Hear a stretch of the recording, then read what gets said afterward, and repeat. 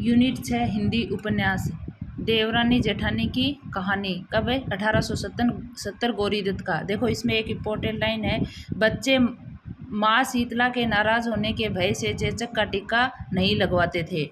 और इस उपन्यास का आरंभ कहाँ से होता है? मेरठ में सर्वसुख नामक एक अग्रवाल बनिया था। मतलब इसमें पूरे उपन्यास में कहानी है, अग्रवाल बनिया है, उसकी बड़ी बहू छोटी बहू यानी देवरानी और जेठानी। देवरानी पढ़ी लिखी है, जेठानी अनपढ़ है। तो इसके बारे में पूरी डिटेल से ये उपन्यास है। तो इसके 2-3 बातें आपको महत्वपूर्ण याद रखनी है किसका? गौरी दत्त का। और समय और ये 2 बातें इम्पोर्टेंट लाइनें हैं इसमें। फिर अगला है शेखर एक जीवनी। शेखर एक जीवनी किसका है? अज्ञे का। और इसके 2 भाग हैं, एक तो 1940 में और एक 1944 में। पहले भाग का नाम है उत्थान, दूसरे भाग का नाम है संघर्ष। और ये जीवनी परक उपन्यास है। वह संधि, इसमें देखो मेन जो बातें हैं ना और सारांश के रूप में वो लिखी है मैंने। इसमें क्या है? बाल वय संधि है, किशोर मन के मनोवैज्ञानिक अंकन है। इसमें कोई भी पात्र असामान्य मानसिकता से ग्रस्त नहीं है। और शेखर एक जन्मना विद्रोही पात्र है जिसके मन में विकास का अध्ययन लेखक का अभिप्रेत है। फिर देखो दोनों अब की बार जून में एग्जाम हुआ है, उसमें भाग और ये बहुत पूछे गए हैं, तो मैंने दोनों भाग लिख दिए। पहले भाग के अंदर कितने खंड है? 4। और दूसरे भाग में भी कितने हैं? 4। तो प्रथम जो खंड है उसका नाम है उषा और ईश्वर, दूसरे खंड का नाम है बीज और अंकुर, तीसरे खंड का प्रकृति और पुरुष, चौथे खंड का पुरुष और पारिस्थितिकी। फिर देखो वापस से दूसरा भाग, पुरुष और पारिस्थितिकी, बंधन और जिज्ञासा, शशि और शेखर। और 4 नंबर है धागे, रस्सियाँ और गुंजर। फिर देखो इसमें पश्चिमी विचारकों के नाम आए हैं 3 महत्वपूर्ण है, कार्ल मार्क्स है, नीत्शे है, त्रास्की है। और फिर देखो इस उपन्यास में बिंबों की दर्शनीय भाषिक छवियां दिखी गई हैं, यानी जो अपने बिंब होते हैं ना उसकी दर्शनीय भाषिक छवियां दिखी गई हैं। और एक स्टेटमेंट है नंद दुलारे वाजपेयी जी का, क्या कि शेखर मनोवैज्ञानिक प्रयोग का पुतला है, जीवन के अनुभव और आस्थाएं वहाँ स्थान ही नहीं पाती हैं। ये देखे आपसे पूछेगा किसका है, तो नंद दुलारे वाजपेयी का। और पूछेगा किसका है, तो शेखर एक जीवनी उपन्यास से है। अगला उपन्यास है अपना बाणभट्ट की आत्मकथा। बाणभट्ट की आत्मकथा में देखो कब है? 1946 में। और किसके द्वारा लिखा गया? हजारी प्रसाद द्विवेदी जी के द्वारा। और इस उपन्यास में कौन से, देखो एक सभी उपन्यासों के गांव जरूर याद रखना, कौन सा गांव है? कान्य कुब्ज गांव है। और इस उपन्यास में क्या है? उदात्त प्रेम है, लोक संस्कृति का सजीव और रस रिक्त अंकन है। और इसमें क्या है? देखो हर्षकालीन सामाजिक, राजनीतिक एवं सांस्कृतिक स्थिति का चित्रण है इस उपन्यास में। और इस उपन्यास में एक कथामुख प्रस्तावक का वक्तव्य है। किसका? ऐसे ही पूछ सकता है ये वक्तव्य देखिए किसका है, तो किसका है? कथामुख प्रस्तावक का। और एक बार क्वेश्चन आया हुआ है कि इसमें मिस कैथरीन है वो कौन से देश से है, तो कौन से देश से है? ऑस्ट्रिया से। और ऑस्ट्रिया के ईसाई परिवार की कन्या है। तो आपसे पूछ ले, अब की बार ये देश पूछा है तो ये भी पूछ सकता है कौन से परिवार से है, तो कौन से? ईसाई से। और भारतीय विधाओं से प्रेम है। किसको? मिस कैथरीन को किससे प्रेम है? भारतीय विधाओं से प्रेम है। या फिर पूछ लेगा और कोई 3 ऑप्शन देके, तो आपको याद रखना है अपने देश में रहते हुए संस्कृत व ईसाई हिंदी का ज्ञान था। यानी ये ऑस्ट्रिया में रह रही थी मिस कैथरीन, उसी समय उसको संस्कृत व ईसाई धर्म का ज्ञान था। अब देखो महामाया भैरवी इसकी पात्र है और इसका एक स्टेटमेंट है, पुरुष निसंग है, स्त्री आसक्त है, पुरुष निर्द्वंद है, स्त्री द्वंद्वोन्मुखी है, पुरुष मुक्त है, स्त्री बद्ध है। ये महामाया भैरवी की कही हुई बात है। फिर निउनिया नाम का इसमें पात्र है। और वो क्या कहता है? तुम जड़ पाषाण पिंड हो, तुम्हारे अंदर न देवता है न एक अडिग जड़ता है। ये बात निउनिया कहता है, तो आपको याद रखना है। फिर देखो मेला आंचल एक आंचलिक उपन्यास है। और इसमें वैसे पर्टिकुलर तो कोई पात्र नहीं है, लेकिन बहुत सारे दिए हुए हैं, वैसे 52-53 के नाम आते हैं। तो 1954 कब लिखा गया? 1954 में। किसका है? रेणु। और इसका गांव बहुत बार पूछा गया भाई, कौन सा गांव है? पूर्णिया गांव। और इसमें देखो ये क्या है? हिंदी का श्रेष्ठ और सशक्त आंचलिक उपन्यास है। कौन सा? मेलांचल। और इसमें देखो पंत जी की कविताओं का इस्तेमाल किया गया है। तो आप पूछ ले पंत जी की कविताओं का इस्तेमाल कौन से उपन्यास में किया गया है, तो कौन से में किया गया है? मेलांचल में किया गया है। अगला उपन्यास है अपना झूठा सच। झूठा सच में कितने भाग हैं? 2। और ये उपन्यास किसका है? यशपाल जी का 7वां उपन्यास है ये। कितने नंबर का? 7वां। और देखो पहला भाग 1958 में, दूसरा भाग 1960 में। पहले भाग का नाम है वतन और देश, दूसरे भाग का नाम है देश का भविष्य। तो अपने जो सिलेबस में है वो एक ही भाग जुड़ा हुआ है, वतन और देश। अब देखो इसमें इस उपन्यास में मेन बातें क्या है। एक तो विभाजन की भयोत्पादक आशंका है, सांप्रदायिक विद्वेष की भावना, सांप्रदायिक विद्वेष की आग में संवेदनाओं की हत्या। तो आपको विभाजन की बात है और सांप्रदायिक विद्वेष तो याद रखना है, इसके दो कोड वर्ड। फिर देखो उपन्यास के अंत में डॉक्टर प्राणनाथ गिल से कहते हैं, इस उपन्यास में डॉक्टर प्राणनाथ और गिल दो पात्र हैं। वो क्या कहते हैं, गिल अब तो विश्वास करोगे जनता निर्जीव नहीं है, जनता सदा मूक भी नहीं रहती, देश का भविष्य नेताओं और मंत्रियों की मुट्ठी में नहीं है, देश की जनता के हाथ में है। और ये कौन कहता है, डॉक्टर प्राणनाथ गिल से कहते हैं। फिर देखो इसमें कौन कौन से स्थान आए हुए हैं, लाहौर है, जालंधर है, लखनऊ है, नैनीताल है। क्योंकि एक बार पूछा हुआ था कि इसमें कौन सा स्थान इस उपन्यास में नहीं है, तो वहाँ जालंधर, लखनऊ, नैनीताल दे रखा था और एक ही कानपुर दे रखा था, तो कानपुर नहीं था। एक बार 3 और दे रखे थे और उसमें एक लाहौर दे रखा था, तो कौन सा है, लाहौर। तो आपको चारों के चारों यहाँ लिख दिए गए हैं। अगला उपन्यास है राग दरबारी, कब लिखा गया, 1968 में, और किसका है, श्रीलाल शुक्ल जी का है। और राग दरबारी उपन्यास में देखो यूपी के पूर्वांचल के एक कस्बा नुमा गांव शिवपालगंज की कहानी है। ये बहुत बार पूछा हुआ है, राजस्थान सेट में भी पूछा था और अब भी मतलब बहुत बार क्वेश्चन आया हुआ है। कौन सा गांव है, राग दरबारी में शिवपालगंज है।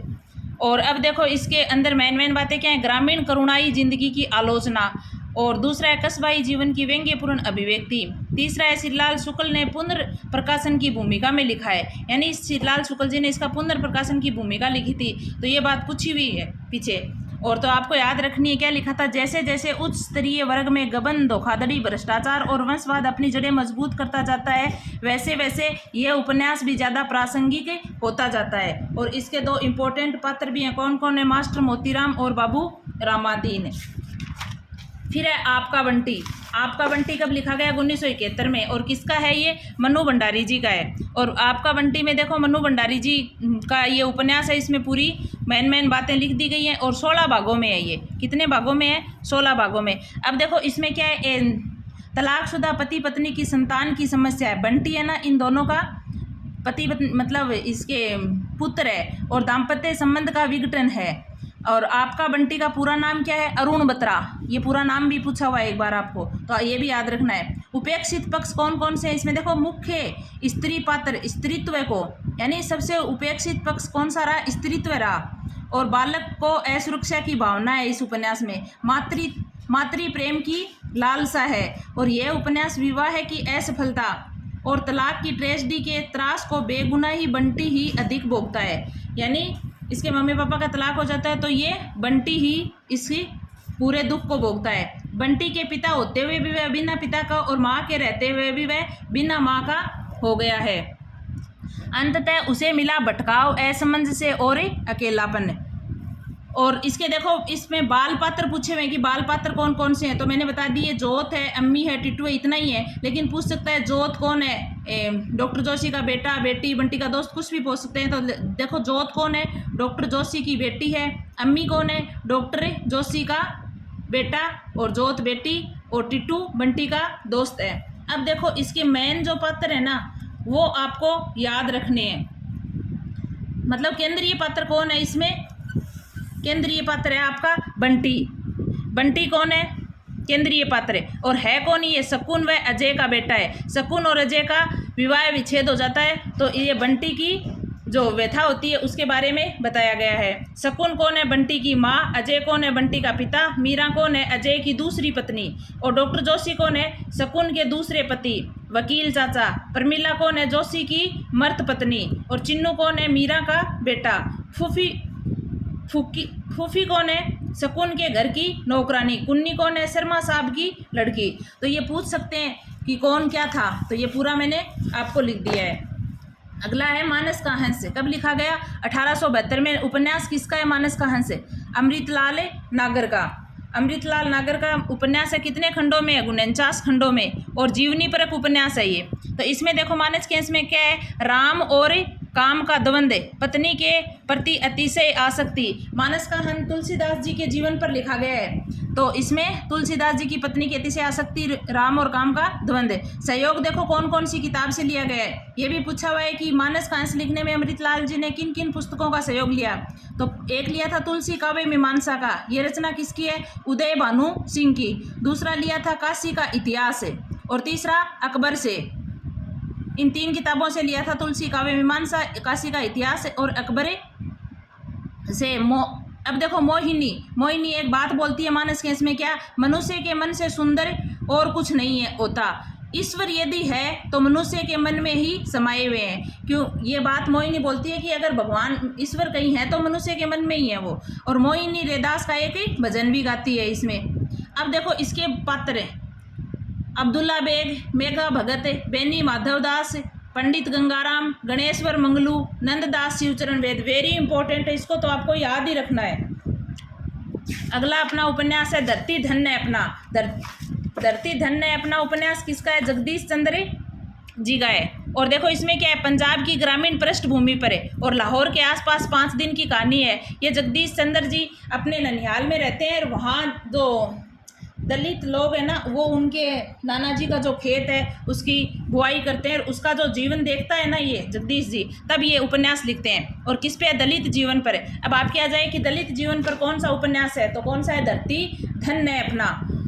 अगला उपन्यास है अपना तमस है। तमस कब लिखा गया, 1973 में भीषम साहनी जी का है। कितने खंडों में, 2 खंडों में। और ये राजनीतिक बौद्ध उपन्यास है।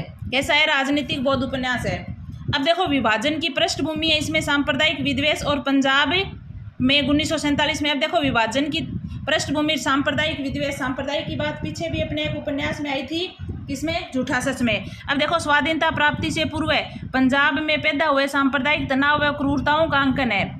और एक देखो इस उपन्यास का ये छंद दे के पूछा हुआ था कि कौन से उपन्यास में ये कहा गया है कि वतन की फिक्र करे, ज़्यादा मुसीबत आने वाली है, तेरी बर्बादियों के तज़करे हैं आसमान में। तो ये कौन से में है, तमस में। और एक सर्वे भवन्तु सुखीन सर्वे सन्तु निरामया, ये भी किस में है, तमस उपन्यास में। और सांप्रदायिक भावनाओं के निर्माण में सहायक उपन्यास है ये। सांप्रदायिक पूर्वाग्रह है, वर्गीय पूर्वाग्रह, अतीत की गौरव गाथाएं हैं, ये इस उपन्यास में बताया गया है। देखो इस उपन्यास के इम्पोर्टेंट पात्र हैं, सभी के सभी आपको याद रखने हैं। हरनाम सिंह है, हयात बख्श है, देवदत्त है, नत्थू है, रिचर्ड्स है, बंतो है, मुराद अली है, लीजा है, हरनाम सिंह है। तो मैंने आपको ये उपन्यास के बारे में इम्पोर्टेंट जो बातें हैं अपनी ओरिजिनल बुक्स हैं उनसे लिख के मैंने आपको बताई है। और उपन्यास के जितने भी पात्र हैं ये मैं अगले वीडियो में आपको एक साथ सभी उपन्यास के इम्पोर्टेंट पात्र लिख के वो बना दूंगी। आप कमेंट करके बताना कि मेरा वीडियो कैसा लगा और आपको उपन्यास के सभी पात्र एक जगह चाहिए क्या। और एक अपना उपन्यास जिंदगी नामा है, वो बहुत इम्पोर्टेंट, बहुत ज़्यादा बातें हैं, तो इसका एक अलग से 5 या 6 मिनट का पूरा वीडियो बना के वो मैं आपके डाल दूंगी। तो आप इन सब को जितने भी मैं आपको नोट्स अवेलेबल करवा रही हूँ इनको एक बार अच्छे से ध्यान से याद कर लेना, जिससे आपको क्या होगा कि ये उपन्यास जितने याद हैं उससे आपको एक या ABC ऐसे मिलान वाले में या वहाँ कहीं ना कहीं मिल जाएगा। अगर ज़्यादा आएगा तो भी आप मिलान करके अपना ऑप्शन चुन लोगे। इसलिए मैं आपको एकदम शॉर्ट में वेरी इंपॉर्टेंट यानी सबसे ज़्यादा जो इम्पोर्टेंट लाइन है या फिर उस उपन्यास में क्या बात है जो आ सकती है या कभी ना कभी पीछे पूछी गई है, उन बातों को मैंने एक जगह लिखा है। और पूरे उपन्यास को और इनको पढ़ने के बाद तो आपसे अनुरोध है कि जितना ये मैटर आपको मिल रहा है ये शॉर्ट्स वीडियो में या 15-17 मिनट से ज़्यादा मैं डालती भी नहीं हूँ, तो इससे 15 या 17 मिनट का जो वीडियो है वो आप देखकर और इनको अपने हाथों से लिख लें। या फिर आपको ये जो नोट्स चाहिए तो इसका भी कमेंट कर देना, मैं फ्री में आपको PDF अवेलेबल करवा दूँगी।